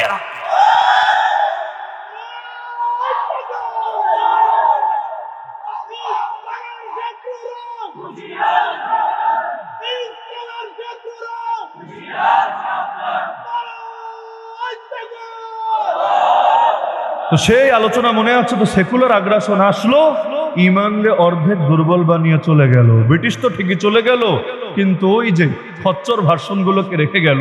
এখন ওদের আর বাহিনী এখানে খাটাতে হয় না, পয়সা ডাইরেক্ট ব্যয় করা লাগে না, ওদের রেখে যাওয়া খচ্চরগুলোই ওদের কাজগুলো করে যায়। ব্রিটিশ দেশে থাকলে যে কাজগুলো করতো বা অতীতে করেছিল, ব্রিটিশের কাজগুলো এখন এক শ্রেণীর বাঙালি করে নাকি করে না? ওরা দেখতে শুনতে বাঙালি, ওদের চামড়া ব্রিটিশের চামড়া না, কিন্তু ওদের আদর্শ ওই ব্রিটিশদের আদর্শ থেকে মোটেও আলাদা না। আমরা শামেলি দেখি নাই, আমরা সিপাহী বিপ্লব দেখি নাই, আমরা সৈয়দ আহমদ শহীদের কাফেলা দেখি নাই, আমরা তিতুমিরের বাসের কেল্লা দেখি নাই, আমরা হাজী শরীয়তুল্লাহর ফরাইজি আন্দোলন দেখি নাই, কিন্তু আমরা আমাদের সময় একই জুলুম দেখেছি এবং মাজলুমদের কাফেলা একই রকম ভারী হতে দেখেছি। যার কারণে এটা তো সবাই মেনে নিয়েছে। 2021 বাংলার জমিনে যেই পরিমাণ জুলুম হয়েছে আলেম ওলামার উপরে, সে ব্রিটিশের পর থেকে আগ পর্যন্ত এর কোনো ইতিহাস নেই। এই ব্যাপারে সবাই একমত হতে বাধ্য হয় নাই যে এত, হ্যাঁ টুকটাক জুলুম বহু সময় হয়েছে, কিন্তু এত বড় একটা সংখ্যা। আর বাংলাদেশের মাথা তো কেউ বাদ নাই, তো বাদ আছে নাই? সব শুধু আন্দোলনের লোক তা না। এই যেমন আজকের মাহফিলে আপনারা যাদের নাম দিয়েছেন সবার উপরে যার নাম ধরেন খালেদ সাইফুল্লাহ আইয়ুবী সাহেব, এই মানুষটা যিনি মাহজুর, ওই সময়ও স্বাভাবিক হাঁটতে পারে না, এমনকি হাতও ভাঙা, কয়দিন আগে অ্যাক্সিডেন্ট করেছে। আমরা তো কাশিমপুরে পুরো টাইমটা দেখেছি, এভাবে হাত দিয়ে বাঁধা, লম্বা একটা টাইম মেডিকেলে কাটাতে হয়েছে। জুনায়েদ আল হাবিব সাহেবরা তো আমরা কারাগারে দেখেছি, 3 জন মিলে ধরে হাঁটাতে হয়েছে, 3 জন। আমার তো মাঝে মধ্যে চোখে পানি চলে আসতো, আমি ওই সময় ধরেই নিয়েছি আল্লাহর বান্দা জীবনে মনে হয় কখনো স্টেজে দাঁড়িয়ে বয়ান দিতে পারবে না। মানে তার এখনের যে চিত্র দেখছেন আর কাশিমপুরের চিত্র দেখলে আপনার মিলাতেই পারতেন না, এই পরিমাণ অসুস্থ হয়ে পড়েছিলেন। আরো এমন এমন ব্যক্তিও ছিলেন, অনেককে তো আপনারা দেখেছেনই, নওজোয়ান মানুষগুলো কিভাবে হুইল চেয়ারে পড়ে গিয়েছে। এই দৃশ্য দেখে কেউ পারে নাই নিজের চোখের পানি ধরে রাখতে। এই যে ব্যাপক ক্রাইসিস হয়ে গেল আমাদের উপরে, মানে একেবারে আন্দোলনের লোক, আন্দোলনের লোক, রাজনৈতিক লোক, অরাজনৈতিক লোক, এমনকি পীর মাশায়েখ বুজুর্গ। কারণ আপনাদের কুমিল্লারও যে হুজুরদের নামে ওই সময় মামলা হয়েছে, হুলিয়াদারি হয়েছে, এদের বড় একটা অংশ তো এমন যারা মাঠে ময়দানে ডাইরেক্ট লোক না, মানে তারা কোনো রাজনৈতিক দলের সদস্য না, তারা মিছিল মিটিং করার লোক না, কিন্তু কি মামলা, কারো বিস্ফোরণের মামলা, কাউরে ককটেল মারার মামলা, কাউকে গুলি করার মামলা, কাউকে মানুষ পিটানোর মামলা, কাউরে মানিব্যাগ চুরির মামলা। মানে মামলারও তো একটা ইজ্জত থাকা দরকার। মানিব্যাগ চুরির মামলা, টাকার হুজুরের ঠেকা পড়েছে, মানিব্যাগ চুরি করে খেতে হবে। আবার হুজুর ককটেল মেরেছে, ককটেল দেখেছে বাপের জন্মে, আমিও দেখি নাই ককটেল কোন সাইজ বা কেমন, আমার অভিজ্ঞতা নাই। তো এই যে ককটেল মকটেলে আজিব আজিব, আবার সংসদ ভবন তরবারি দিয়ে উড়াই দিবে। বাহ রে, কি এক যুগ আসলো যে একজন ব্যক্তি একেবারে ঢাকার বাইরে থেকে এসে বাংলাদেশের সবচেয়ে সুরক্ষিত জায়গা সংসদ ভবন, এখানে তরবারি দিয়ে সব উড়াই দিবে, কিন্তু কোনো সিসিটিভি ফুটেজ নাই, একজন প্রত্যক্ষদর্শী নাই। আর এটা তো পুরো দেশে মুহূর্তেই ভিডিও ভাইরাল হয়ে যাওয়ার কথা, কারণ কোথাকার কোন চিপায় চাপায় কি হয় সব সিসিটিভি ফুটেজ চলে আসে। যে মা সন্তানকে রেখে ঘুরতে গিয়েছে বন্ধুর সাথে, 11 দিন পরে ফিরে এসেছে, ইতিমধ্যে সন্তান মুমূর্ষু অবস্থায় অবশেষে মারাই গিয়েছে, ঘরের ভেতরের দৃশ্য, এগুলো পর্যন্ত সিসিটিভি ফুটেজ দেখা যায় না। সংসদ ভবনের মতো এরিয়া, তরবারি তো যেই সেই জিনিস না, দেখলেই তো সবার নজর পড়বে। তো তরবারি নিয়ে এসেছে আর্তগ্রুলদের মতো, মানে একেবারে সব কোপায়া কাপায়া শেষ করে দিবে, কিন্তু কোনো সিসিটিভি ফুটেজ নাই, কোনো ক্যামেরার দৃশ্য নাই। কিন্তু ওই মামলায় বাংলাদেশের শ্রেষ্ঠ আলেমদেরকে বছরের পর বছর কারাগারে দিন কাটাতে হয়েছে। এখনো সেই মামলা নিয়ে আদালতে গরমের মধ্যেও হাজিরা দেওয়ার জন্য দৌড়াতে হয়েছে। তাহলে এগুলোর কোনো জবাব আছে? তো সেকুলার আগ্রাসন এসে 1 নম্বরে ইমানের ভিত্তি ধ্বংস করেছে, এরপর 2 নম্বরে নাস্তিক্যবাদের উত্থান। আচ্ছা আমাকে বলেন তো, মজার বিষয়, নাস্তিক তৈরি হয় কোত্থেকে? কওমি মাদ্রাসা থেকে, আলিয়া মাদ্রাসা থেকে, তাবলীগ জামাত থেকে, পীর সাহেবদের খানকা থেকে, অথবা গ্রামের অশিক্ষিত মূর্খসূর্খ মানুষদের থেকে? আরে না, এই দেশে মূর্খ মানুষদের মধ্যে নাস্তিক একটা পাবেন কিনা আদৌ আমার সন্দেহ আছে। তাহলে নাস্তিক তৈরি হচ্ছে কোত্থেকে? বড় বড় কলেজ ভার্সিটি থেকে, যারা আমাদেরকে তো গনেই না, মানে আমরা শিক্ষিত এটাই তো মনে করে না। এই যে আমরা যে শিক্ষিত, এই স্বীকৃতি পাওয়ার জন্য স্বাধীনতার পর 47 থেকে 48 বছর আমাদেরকে অপেক্ষা করতে হয়েছে। এমনকি আমার মতো মৌলবী যারা, মানে স্বীকৃতির মূলা পাওয়ার আগেই যারা পড়ালেখা শেষ করেছে, আমরা কিন্তু এখনো স্বীকৃতির আওতায় নাই, এর বাইরে আছি। যেমন একটা ছোট ঘটনা শুনাই, অনেকে হয়তো মজা পাবেন। শাইখুল হাদিস আল্লামা আজিজুল হক রাহমাতুল্লাহ আলাইহি, নাম শুনেন নাই তো মনে হয়? বাংলার জমিনে শাইখুল হাদিস বললে সবাই যাকে এক নামে চেনে, মাওলানা মামুনুল হক সাহেব এবং মাহফুজুল হক সাহেবের সম্মানিত পিতা, আল্লাহ তাআলা হুজুরের কবরকে নূরে নূরান্বিত করে দিন। তার কাছে সরকারি কর্মকর্তা আসলে একটা ফর্ম পূরণ করবে বলে, তো এত বড় হুজুরকে কি বলা যায় নাকি হুজুর ফর্মটা পূরণ করে দেন? তো এসে বলছে, হুজুর আপনি বলেন, আমি লিখে নিচ্ছি। তো যেই ধারাগুলো আছে আমি জিজ্ঞাসা করছি, আপনি যা বলবেন আমি হুবহু লিখে দিচ্ছি। আচ্ছা নাম কি? হ্যাঁ এটা। বাপের নাম কি? এটা। মায়ের নাম কি? এটা। বর্তমান ঠিকানা? হ্যাঁ এটা। স্থায়ী ঠিকানা? এটা। জন্ম তারিখ? এটা। সব মোটামুটি লেখা হলো। ফরমের মধ্যে আপনারা জানেন একটা ঘর আছে শিক্ষাগত যোগ্যতা, জানেন না মনে হয়? থাকে না ফরমে? এখন জিজ্ঞাসা করলো, হুজুর এখানে কি লিখবো? বললো লেখ দাওরায়ে হাদিস পাস, মানে মাওলানা। বলে হুজুর এটা তো আমাদের অপশনের মধ্যে নাই, আমাদের degree pass, SSC pass, HSC pass, কামিল পাস, ফাজিল পাস, আলিম পাস ইত্যাদি ইত্যাদি ইত্যাদি আছে, কিন্তু আমাদের ইসের মধ্যে মিশকাত পাস, দাওরা পাস, কাফিয়া পাস, সরেবেকা পাস, এগুলো তো আমাদের এখানে নাই। তো যেটা নাই এটা তো লেখা যাবে না, তাহলে কি লিখবো? ডিগ্রি পাস লিখে দিব, টাইটেল পাস লিখে দিব, কামিল পাস লিখে দিব? হুজুর বলছেন এগুলো কেন লিখবা? দুটো তো দুই জিনিস, আলুরও তো পটল লেখা যায় না, পটলটা তো আলু লেখা যায় না, তাহলে যেটা যা তাকে তাই তো লিখতে হবে, তুমি লিখে দাও না দাওরা পাস, কি সমস্যা? বললো হুজুর আমি ঝামেলায় করবো, এটা তো অ্যাকসেপ্ট হবে না। তাহলে কি করণীয়? না হুজুর কিছু তো লিখতে হবে, কি লিখবো বলেন। এখন সমাধানও তো হচ্ছে না, কি লিখবে আসলে? হুজুর বললেন লেখ তাহলে মূর্খ, কারণ কোনো অপশনে যেহেতু পড়ি না, কি করার আছে, লেখ মূর্খ। হুজুর আমারে লজ্জা দিচ্ছেন, মূর্খ এটা যদি আমি লিখি বাংলাদেশের আলেমকুল শিরোমণিকে মানিজ্জত কিছু থাকে, তাহলে কি লিখবা বলো তুমি? শেষে চিন্তা ফিকির করে বের করলো, লিখে দিল স্বশিক্ষিত।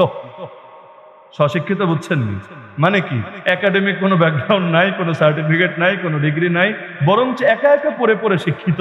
কারণ এমন এক শিক্ষায় শিক্ষিত যেই শিক্ষার স্বীকৃতি তাদের কাছে নাই। স্বীকৃতি না থাকলে ফরম পূরণ করবে কিভাবে? ঝামেলার বিষয় তো বটে। তো স্বীকৃতি প্রাপ্ত হলাম তো আমরা সেই কয়দিন আগে, এর আগ পর্যন্ত তো আমরা স্বীকৃতির আওতার বাইরে। তা আমরা যে শিক্ষিত এটাই তো মানে না।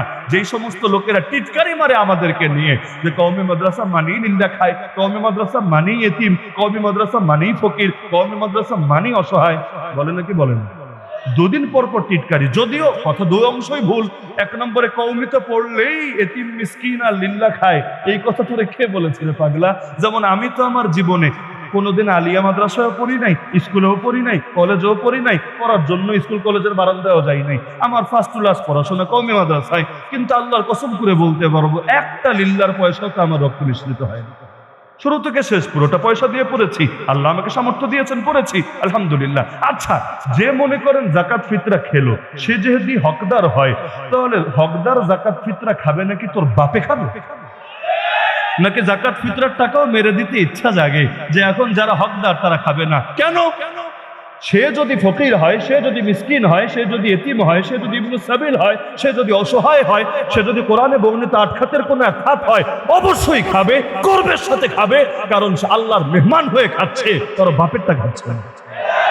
জাকাত দেওয়া মানে বুঝেন? জাকাত দেওয়ার মানে করুণা করা না, জাকাত দেওয়ার মানে ভিক্ষা দেওয়া না, জাকাত দেওয়ার মানে আল্লাহর মাল প্রথমে আল্লাহকে দেওয়া। কাকে দেওয়া? ওয়াতুহুম মিন মালিল্লাহিল্লাযী আতাকুম, আল্লাহর মাল প্রথমে দিবা আল্লাহকে। আল্লাহ এটা আগে অনেক সময় কিভাবে নিতেন, যেমন হাবিল কাবিলের কোরবানির ঘটনা জানেন, আসমান থেকে আগুন এসে পুড়িয়ে ভস্ম করে দিত। আল্লাহ চাইলে এখনো সেটা করতে পারতেন। যেমন আমার নবী বলেন, উহিল্লাত লিয়াল গানাইম ওয়া লাম তাহিল্লা লিআহাদিন ক্বাবলি, আমার জন্য গনিমত হালাল করা হয়েছে, আমার পূর্বে কোন নবীর জন্য গনিমত হালাল করা হয় নাই। তাহলে কি হতো? এক এক সময় এক একটা হতো। মনে করেন আসমান থেকে আগুন এসে পুড়িয়ে ফেলে দিল, আল্লাহ চাইলে এটাও করতে পারতেন যে কোরবানি যা দিবা, অথবা মানতের পশু যখন জবাই করবা, অথবা জাকাত দিবা, সদকা দিবা, ফিতরা দিবা, এগুলো আসমান থেকে আগুন এসে পুড়িয়ে নিয়ে যাবে। যদি এমন হতো, কারো কিছু বলার অধিকার ছিল? আল্লাহর কাজ আল্লাহ করবে, আমার এখানে কোনো সে থাকার কথা না। তো এখন আল্লাহই বললেন, এই গরিবদের মেহমানদারি আমি করব, তবে আমি তোমাদের হাত দিয়ে করব, যাতে করে তোমরাও দামি হতে পারো। রিজিক তো বান্দা দেয় না, রিজিক দেয় একজনই, ওমা মিন দাব্বাতিন ফিল আরদি ইল্লা আলাল্লাহি রিজকুহা। আমাকেও যিনি খাওয়ান, গরিবকেও তিনি খাওয়াবেন। যেমন সন্তান হত্যা করতে, ভ্রূণ হত্যা করতে আল্লাহ নিষেধ করেছেন, কেন? লা তাকতুলু আওলাদাকুম খাশিয়াতা ইমলাক, দারিদ্র্যের ভয়ে কি খাওয়াবো, এই ভয়ে বাচ্চাকে হত্যা করো না। নাহনু নারযুকুহুম ওয়া ইয়্যাকুম, আমি আল্লাহ ওদেরকেও রিজিক দিব, তোমাদেরকেও রিজিক দিব। তোমাদেরকে এটা বললেন পরে, বাচ্চাদেরকে রিজিক দিব বললেন আগে। অথচ বাহ্যিকভাবে দেখা যাচ্ছে বাপ খাওয়াচ্ছে বাচ্চারে। আল্লাহর এই আয়াত থেকে ক্লিয়ার, বাপ খাওয়ায় না রে, খাওয়ায় কে? দুনিয়াতে যে আসে নিজের রিজিক নিয়ে আসে, কেউ কারোটা খায় না, খেতে পারে না। এমনকি আমার কপালে যতদিন একটা দানা বাকি আছে, মৃত্যুর ফেরেশতারও ক্ষমতা নাই এসে আমার জান কবজ করবে। আমারটা আমি খাবো, তারটা সে খাবে। তো গরিবরে কি আমরা খাওয়াই? রিজিক কি আমরা দেই? না, বরঞ্চ এটা আল্লাহ চাইলে নিজেই নিয়ে নিতে পারতেন। আবার আল্লাহ বললেন যে ঠিক আছে, আমি এদের মেহমানদারি করব, তবে বান্দা তোর হাতটাকে কাজে লাগাবো, যাতে করে তোর হাত দামি হতে পারে। যেমন আবু জাহালকে ধ্বংস করেছেন কে? কি বিশ্বাস হয় না? ধ্বংস করেছেন কে? আল্লাহ। দুনিয়াতে যা হয় সব করেন কে? আল্লাহ। আবু জাহালকে ধ্বংস করবেন আল্লাহ। আল্লাহ চাইলে মক্কার উপত্যকায় তাকে ধ্বংস করে দিতে পারতেন না? পারতেন।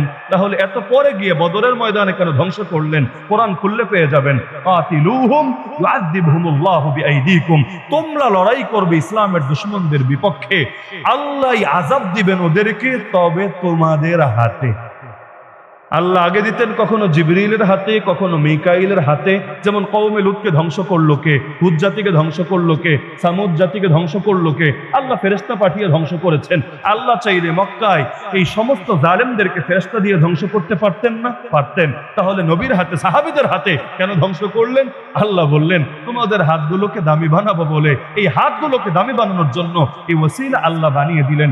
যেমন আমার বাপরে তো আল্লাহই খাওয়ায়, কিন্তু সে যদি বৃদ্ধ হয় আমি তার খেদমত করি, খাওয়ায় তো আল্লাহই, মাঝখান দিয়ে আমি যাই দামি হয়ে। আরে সন্তানরাও তো আল্লাহই খাওয়ায়, কিন্তু এই যে বাবা যে পরিশ্রম করছে, সন্তানের পেছনে পরিশ্রমের কারণে প্রতিটা পয়সা সে দেখছে নষ্ট করছি, অথচ আমল নামায় লেখা হচ্ছে সদকার সওয়াব হিসাবে। লস নাই, কোনো কিছুতে কোনো লস নাই। তাহলে করেন তো সব আল্লাহ, কিন্তু আল্লাহ একটু দেখতে চান, একটু যাচাই করতে চান, একটু দামি বানাতে চান। তো এই নাস্তিক্যবাদী আগ্রাসন এসে, আর নাস্তিক তৈরি হয় কোত্থেকে? বড় বড় কলেজ ভার্সিটি সবকিছু এখান থেকে। শরীফ শরীফা তৈরি হয় কোত্থেকে? রংধনু সৈনিক তৈরি হয় কোত্থেকে? তারপরে এই বান্দরের নাতিপুতি আন্ডা বাচ্চা। আপনারা কেউ 1 কোটি টাকা দিলেও তো মানবেন না আপনি বান্দরের বাচ্চা। উপরন্ত যদি কেউ গালি দেয়, বেটা বান্দরের পুত, মেজাজটা যাবে না গরম হয়ে? কি বললি, আমার দেখতে কি বান্দরের মতো লাগে? একেবারে আপনার টেম্পারেচার হট হয়ে যাবে। তাহলে এই যে বান্দরের বাচ্চা বলেন, ডারউইনের বাচ্চা বলেন, এই যে রংধনু বলেন, শরীফ শরীফা বলেন, সমকামী বলেন, সব কিছুই তো তৈরি হচ্ছে সেখান থেকে। মানে কি, এগুলো হলো পশ্চিমাদের হটস্পট।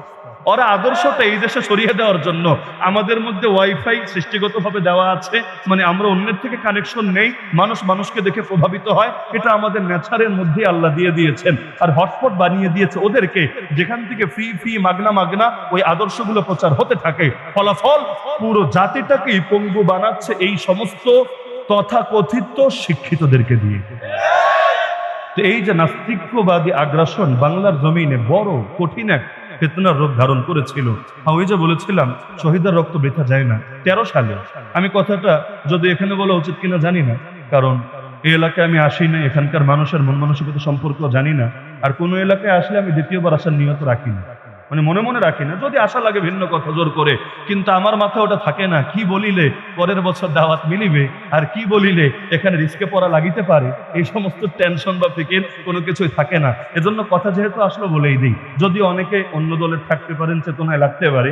2013 সাল বাহ্যিকভাবে সবাই বলে ব্যর্থতার বছর, পরাজয়ের বছর, লাঞ্ছনার বছর, বঞ্চনার বছর। তবে আমার একটা হিসাব নিকাশ আছে, আপনি একমত হতে পারেন, দ্বিমত হতে পারেন, আমি ভিন্ন মতকেও শ্রদ্ধা জানাই। 2013 সালে রাজনৈতিকভাবে আমরা হেরেছি, এটা সত্য, তবে সাংস্কৃতিকভাবে আমরা জিতেছি, এটা তার চাইতে বেশি সত্য। সাংস্কৃতিক অঙ্গনটাকে এক পাশে রাখেন, রাজনৈতিক অঙ্গনকে আরেক পাশে রাখেন। যদিও রাজনীতি শেল্টার দেয় সংস্কৃতিকে, সেটা ভিন্ন আলাপ, কিন্তু নাস্তিকরা যেভাবে ডানা মেলে উঠতে শুরু করেছিল বাংলার জমিনে বসে, যেই মাটির পরতে পরতে ইসলাম মিশে আছে, যেই দেশের মানুষরা এখনো আলেম ওলামাকে জানপ্রাণ দিয়ে ভালোবাসে, ক্ষেতের প্রথম ফসল, আরে হাঁসের প্রথম ডিম ইত্যাদি সবকিছু কোন এক হুজুরের কাছে দিতে পারলে নিজের হলে কোন হুজুরের কাছে নিয়ে যায়, একটু তাহনিক করিয়ে দেন, খেজুর চিবিয়ে একটু লালাটা দিয়ে দোয়া করে দেন। এমনকি প্রতিটা ক্ষেত্রেই যারা হুজুরদের মহব্বত পাওয়াকে নিজেদের জীবনের একটা সার্থকতা মনে করে, ওই দেশে প্রকাশ্যে বসে একদল মানুষ আল্লাহর নবীকে নিয়ে বেয়াদবি শুরু করে দিয়েছিল।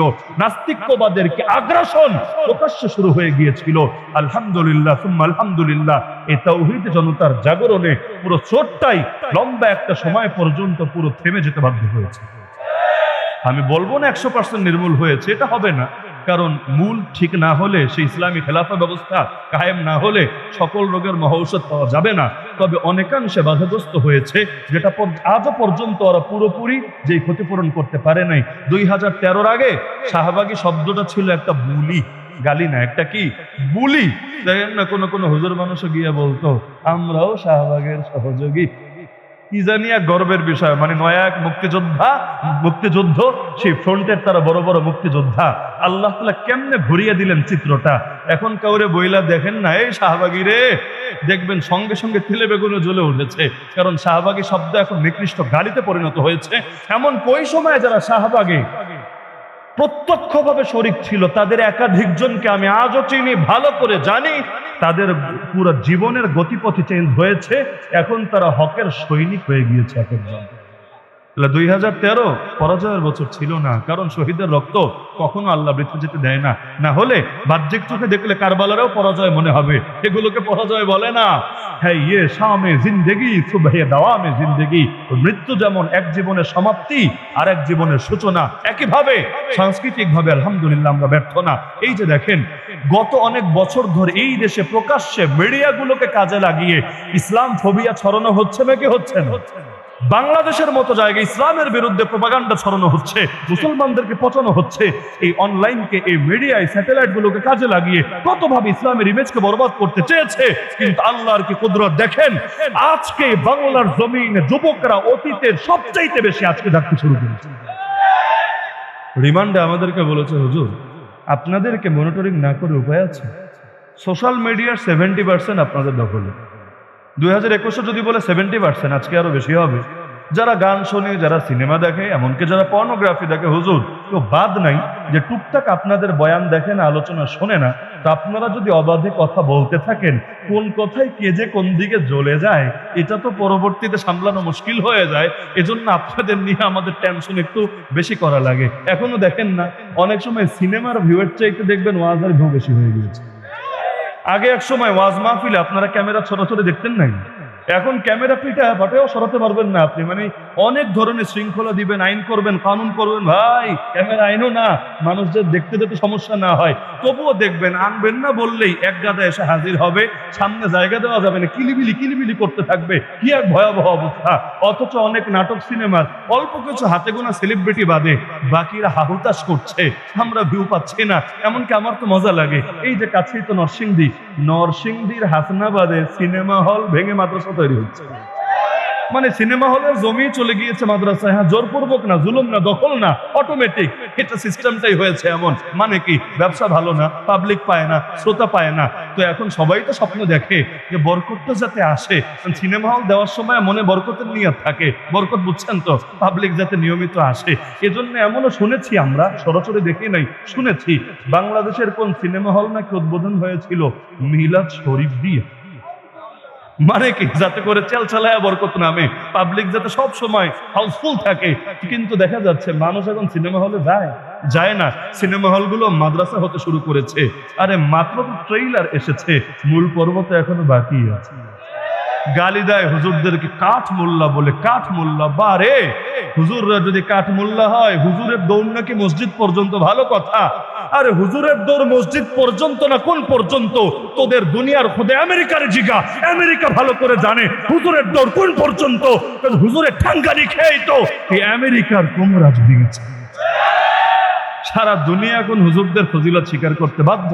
এ ওলামায়ে দেওবন্দেরই তো কৃতি সন্তান, এ আমাদেরই তো ভাই বেরাদার। আল্লাহ তাআলা এমন সৌভাগ্য তাদেরকে দান করেছেন। আগে তো মিডিয়ার যুগ ছিল না, সেই 1996 থেকে 2001 কি করেছে না করেছে গোটা দুনিয়া অত জানতে পারে নাই। আর হলুদ মিডিয়া তো এই নিউজগুলো কভার করে না। এখন তো সোশ্যাল মিডিয়ার কল্যাণে সবাই খালি হাই হাই করে। ওদিন দেখলাম একজন আরেকজনকে হুমকি দিচ্ছে, মানে ওই পাড়ার একজন এই পাড়ার একজনকে হুমকি দিচ্ছে। এত ফাইজলামি করলে যদি এই দেশে এগুলো করতে চাও তাহলে চলে যাও, এই দেশ ছেড়ে চলে যাও আফগানিস্তানের বুকে। সে বলল ঠিক আছে, ভিসা খালি একটা লাগায়া দিয়া দেখ, এরপর যদি থাকি তুই আমারে বলিস। মানে হলো আগে এগুলো বলতো টিটকারি মেরে, মানুষ এখন বলে আরে যেখানে ইসলামের শাসন আছে ওই মাটিতে যদি আমার মরণ হয়, এর চাইতে বড় সৌভাগ্য কি হতে পারে? কারণ খেলাফতের আশাদা দেখি নাই, নবীর জামানা দেখি নাই, সিদ্দিককে দেখি নাই, ফারুককে দেখি নাই, দুন্নুরাইনকে দেখি নাই, শেরে খোদা আলী হায়দারকে দেখি নাই, কিন্তু তাদের সন্তানদেরকে তো আল্লাহ দেখার তৌফিক দিয়েছেন। সেই ওমর বিন খাত্তাবকে দেখি নাই, ওমর বিন আব্দুল আজিজকে দেখি নাই। 3 নম্বর ওমরের আদর্শ তো আল্লাহ দেখার তৌফিক দিয়েছেন। সুতরাং লসের কি আছে? তো নাস্তিক্যবাদী আগ্রাসন এটাও সফল হবে না ইনশাআল্লাহ, সুম্মা ইনশাআল্লাহ। এখন মানুষ ধীরে ধীরে সচেতন হতে শুরু করেছে। এই দেশের মানুষ গত 10 বছর আগেও কয়জন বুঝতো সেকুলারিজমের মধ্যে কি কি কুফুর আছে, ডেমোক্রেসির মধ্যে কি কি কুফুর আছে, ন্যাশনালিজমের মধ্যে কি কি কুফুর আছে? আজকে আলহামদুলিল্লাহ সবাই না বুঝলেও এই যুবক ভাইদের বড় একটা অংশ বোঝে। যে অনলাইনগুলো দেশে ব্যাপক করা হয়েছিল এদেরকে নষ্ট করবে বলে সে অনলাইনের কল্যাণে ঘরে ঘরে ঘরে দাওয়াত পৌঁছে গিয়েছে। না হলে এই যে মহাব্বত হকের জন্য, মনে করেন আমি আপনাদের এলাকায় ইতিপূর্বে এসেছি বলে আমার মনে পড়ে না, তবু এই যে মানুষগুলো এখানে আসলেন, অল্প কিছু হয়তো এমন যারা এমনি এসেছেন, মানে আমাকেও চেনেন না বা উল্লেখযোগ্য কিছু জানেনও না, কিন্তু বড় একটা অংশ এমন না যে আমাদের চারজনকেই আগে দেখেন বা না দেখেন দিল দিয়ে মহাব্বত করেন। তো এগুলোকে অনলাইনের কল্যাণে না, তো অনলাইন বানিয়েছে ভেবেছে সবাইরা পর্নোগ্রাফিতে লাগাবে, সবাইরা গান বাজনায় লাগাবে, সবাইরা সিনেমায় লাগাবে, না ওদের গুলি এখন ব্যাকফায়ার হয়ে ওদের পেটে গিয়ে ঢুকতে শুরু করেছে। আরে সবে তো শুরু, ইনশাআল্লাহ যেভাবে ওই জমিনে মায়ের পিঠ খেয়েছে এখানেও একদিন শীঘ্রই ওদের নাকানি চুবানি খাওয়া লাগবে না। কারণ স্বাধীন হয়েছি তবে মুক্ত এখনো হতে পারি নাই, বাস্তবতা এটাই। স্বাধীন হয়েছি দুইবার, 47-এ একবার, 71-এ আর একবার, মুক্ত হতে পারি নাই। বলবেন কিসের থেকে? গায়রুল্লাহর দাসত্ব থেকে। কারণ আমরা আল্লাহর গোলাম, আল্লাহর গোলামের অধিকার চাই, জীবনের চাওয়া একটাই, দ্বিতীয় কোনো চাওয়া নাই। মেরি জিন্দগি কা মকসদ তেরে দ্বীন কি সরফরাজি, मैं इसीलिए मुसलमान, मैं इसीलिए নামাজি। আমাদের জীবনের একটাই চাওয়া, আল্লাহর গোলাম আমরা, আমাদেরকে স্বাধীনভাবে আল্লাহর গোলামি করতে দাও, আমাদের ভিন্ন কিছু লাগবে না। কিন্তু ওই গোলামি আমাদেরকে করতে দিতে চায় না, বরং আমাদেরকে বাধ্য করে মানুষ হয়ে মানুষের গোলামি করার জন্য। এখন দেখতে পাচ্ছি আল্লাহ বলছেন একটা, মানুষ বানিয়েছে আর একটা, আমাকে বাধ্য করা হচ্ছে মানুষেরটা মানতে হবেই হবে। উপরন্ত মানুষেরটা বাদ দিয়ে আল্লাহটা যদি তুলে ধরো দাওয়াতের ফিল্ডে মানুষের সামনে, তোমাকে রাষ্ট্রদ্রোহী বানিয়ে জেলখানায় ফেলে দেওয়া হবে। নাস্তিক্যবাদী আগ্রাসন এটাও একটা মাথা ব্যথার কারণ ছিল। আলহামদুলিল্লাহ অনেকটা পতন ঘটে গিয়েছে। লাস্টটা বলি, আলোচনার ইতি টানি, হযরত চলে এসেছেন। হ্যাঁ মাশাআল্লাহ। লাস্ট যে আগ্রাসন আমাদের চোখের সামনে সেটা হলো হিন্দুত্ববাদী আগ্রাসন। আমি হিন্দু আগ্রাসন বলি নাই, হিন্দু ধর্মীয় আগ্রাসন বলি নাই, আমি শব্দ বলেছি হিন্দুত্ববাদী আগ্রাসন। এগুলোর পার্থক্য যদি না বোঝেন, না বুঝেই যদি আমাদের ভুল ধরতে চান, আগে একটু পড়ালেখা করে আসেন, তারপর ভুল ধরেন। হিন্দু ধর্ম ভিন্ন জিনিস, হিন্দুত্ববাদ ভিন্ন জিনিস। যেমন ইহুদি ধর্ম ভিন্ন জিনিস, জায়নিজম, জায়নিস্ট, এটা জায়নবাদ ভিন্ন জিনিস। দুটোকে তালগোল পাকিয়ে একসাথে মিলানো যাবে না। যেমন আমি যদি জিজ্ঞাসা করি আমাদের ওই যারা আমাদেরকে ধরতে চায়, ফাঁসাতে চায়, তাদেরকে বলেন তো মুসলমান আর ইসলাম যেই জিনিস, আইএস কি সেই জিনিস? বলবে না না না হুজুর, কিভাবে এক জিনিস হয়, দুইটা তো ভিন্ন জিনিস। বলে একই কথা, হিন্দু ধর্ম এক জিনিস আর হিন্দুত্ববাদ, এই বিজেপি, আরএসএস আর যা কিছু আছে আন্ডা বাচ্চা, এগুলো হলো আরেক জিনিস। তো তোরা তো বলিস ধর্মের নামে যদি সন্ত্রাস করে ওইটাকে জঙ্গিবাদ বলে। শোনেন নাই? ধর্মের নামে যদি সন্ত্রাস করে সেটাকে কি বলে? আর ধর্মের নাম ছাড়া করলে সেটাকে সাধারণ সন্ত্রাস বলে। ভালো কথা, মানলাম তর্কের খাতিরে যে ওদের সংজ্ঞা ঠিক আছে, মানলাম আর কি, যদিও মানা উচিত না, মানলাম। তাহলে আমাকে বলেন, এই যে ইসরায়েল ইহুদিরা ফিলিস্তিনের বুকে মুসলমান মারে, ধর্মের নামে না অধর্মের নামে? আল্লাহর কসম ধর্মের নামে। ওরা নাস্তিক্যবাদী রাষ্ট্র বানাতে চায় না, সেকুলার রাষ্ট্র বানাতে চায় না, ওরা নিখাত ইহুদিবাদী রাষ্ট্র বানাতে চায়, দাজ্জাল রাজত্ব এই জমিনের বুকে কায়েম করতে চায়। এটাই তো ধর্মের কথা। এই যে ভারতের বুকে হাজার হাজার মুসলমানকে শহীদ করা হয়েছে, কখনো কথিত লাভ জিহাদের ধোয়া তুলে, আরে কখনো হলো গো রক্ষার নামে, কখনো বিভিন্ন আজিব আজিব ট্যাগ লাগিয়ে বিভিন্ন সময় যে জুলুম করেছে, ধর্মের নামে করে নাই? আরে গো রক্ষার নামে মুসলমান মারে, এটাও তো ধর্মেরই নাম। তাহলে এই যে ধর্মের নামে মুসলমান মারছে, এটাকেও জঙ্গিবাদ বলে না? কিন্তু আমার এই দুই চোখ জীবনে দেখে নাই জাতীয় কোনো মিডিয়া বা আমাদের জাতীয় কোনো নেতা কখনো ইহুদিবাদীদেরকে বা পার্শ্ববর্তী মুশরিকদেরকে জঙ্গি বা জঙ্গিবাদী বলেছে।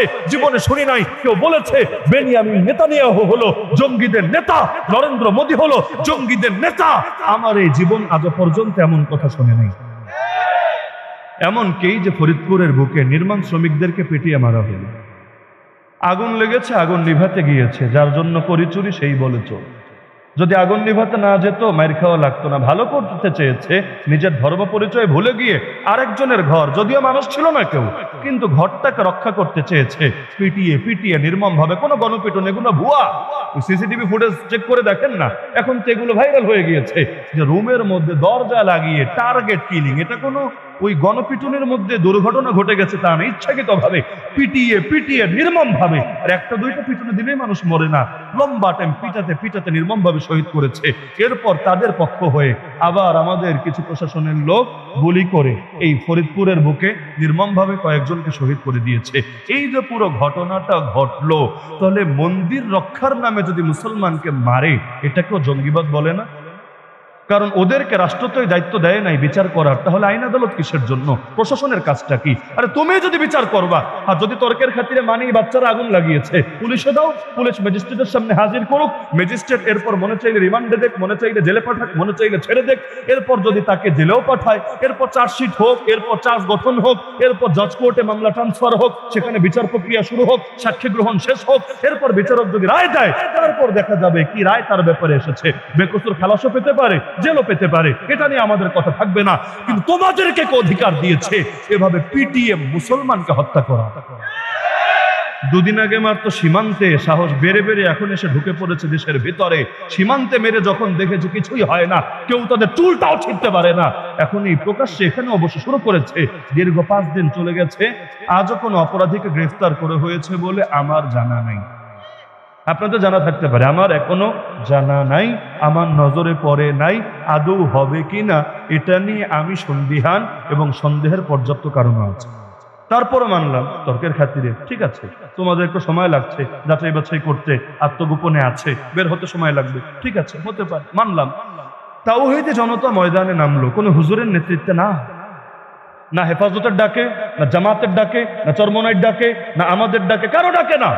সাধারণ পাবলিক তাওহীদে জনতা সইতে না পেরে রাস্তায় নেমে মধুখালীতে দীর্ঘ 10 কিলো পর্যন্ত রাস্তা ব্লক করে দিল। 10 কিলো, ওই রোডে গেলে বুঝবেন, ঢাকা খুলনা মহাসড়কে মধুখালীতে 10 কিলো রাস্তা ব্লক করে দিল।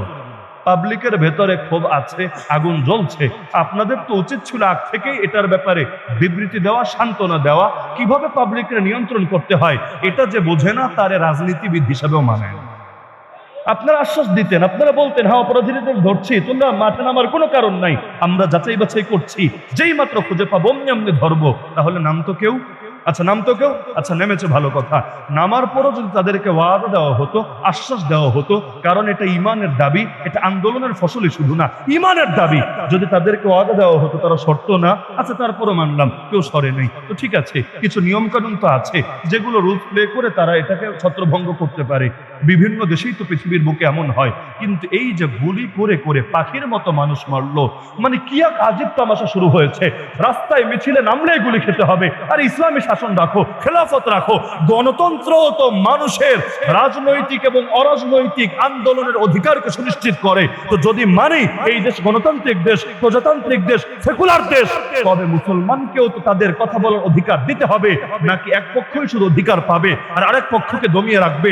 আরে গতকাল যদি শিখেরা ঢাকা ভার্সিটিতে তরবারে উঁচিয়ে উঁচিয়ে শোডাউন দেয়, সেটাকে তোমরা অ্যালাউ করবা, পারমিশন দিবা। আর আজকে আমাদের ঢাকা ভার্সিটির মুসলমান ভাইয়েরা বৃষ্টি প্রার্থনার জন্য নামাজ পড়তে চায়, তাদের অধিকারকে হরণ করবা। আল্লাহর কসম, এটা দাজ্জালের মতো এক চোখা নিতে ছাড়া কিছু না।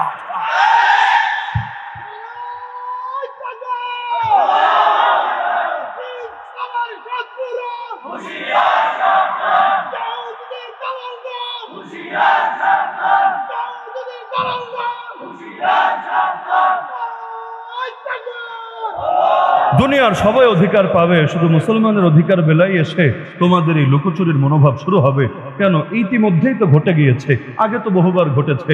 ওই চট্টগ্রামে কোথায় যেন নারীদের পর্দা নিয়ে নিষেধাজ্ঞা দিয়েছে, নারীরা চোখ ঢেকে চেহারা ঢেকে আসতে পারবে না। আরে মুসলমান দেশে যদি নারীরা অধিকার না পায়, পাবে কি আমেরিকায়, পাবে কি ইসরায়েলে, পাবে কি কাফের দেশে?